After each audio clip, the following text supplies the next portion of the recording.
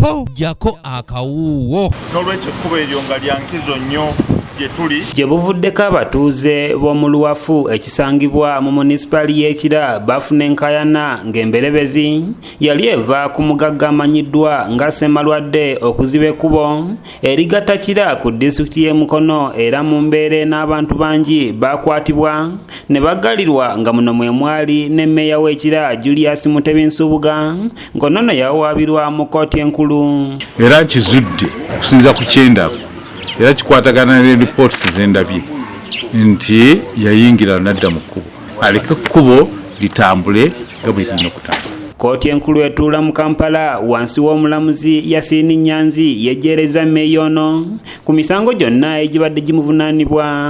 Ensonga eno y'oluguudo olugatta oluva ewaffe ku Kira municipality mu kitundu ekimanyiddwa nga Bboto ne lugatta mu Mukono municipality nga oluguudo luno lukwatagana ne Kiwanga.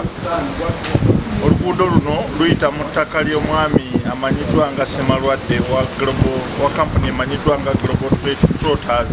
Okusinziira ku mateeka ge bagoberedde nga basala omusango guno, omukozi wa gavumenti tasaanidde kubanga avunaanibwa naddala singa asangibwa ng'akola emirimu egiyamba munnansi. N'alizibira ddala ng'abantu tebakyasobola kulikozesa, naye ng'abantu baffe bangi abali ku ludda olw'Ekira babadde balikozesa nnyo nga bwe ngambye okumala kumpi emyaka 3 nga basala ne badda Ekiwanga, ate n'ab'Ekiwanga ne basala ne badda ku ludda olwa Kira.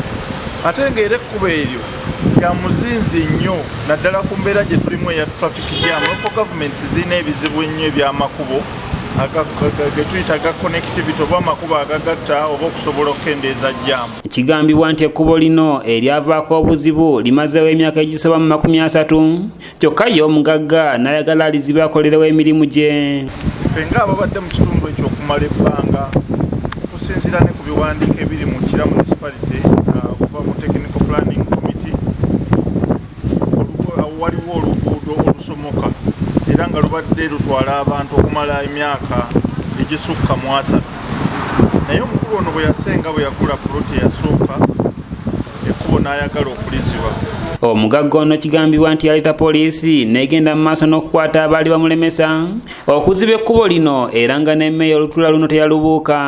Abamu n'okubasiba n'abakwata n'abasiba nga yeeyambisa poliisi.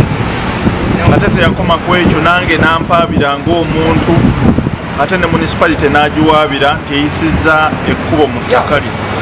Twatandika okwerwanako okuva ewa registrar. Mmeeya agamba nti omugagga ono akozesezza ejjoogo lingi okulaba ng'akola ebintu ebitajjansa mu kitundu.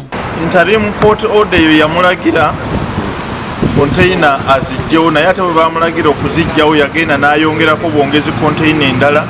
Mu ffujjo ery'amaanyi n'agula ne loole z'amayinja aga Dikoa n'agaleeta n'agayiwa mu kkubo, era ekkubo n'ayongera ddala oddikuniza n'okuliggala abantu baleme kuddamu kulikozesa. Bano bakudda mu kkooti ku bbalaza ya Sabiiti ejja omulamuzi okusalawo obanga mmeeya aliyirirwa omugagga oba nedda. N'omukulu eyantutte mu kkooti mwami Ssemalwadde ne kampuni ye bandiyirire. Omulamuzi kyagambye nti ajja kukiwa mu nsala ye n'esembayo oba bandiyirira oba tebandiyirira. Matiya Sekanjako yakusakidde eggulire lino ku lwa ABS Television. N'olwekyo ebyo bye bibadde wano mu kkooti olwaleero, era njagala okwebaza bannange bonna bwe tutambudde ate era n'okwebaza abantu ba Bbuto nti mwebale kunsabira bannejjeereza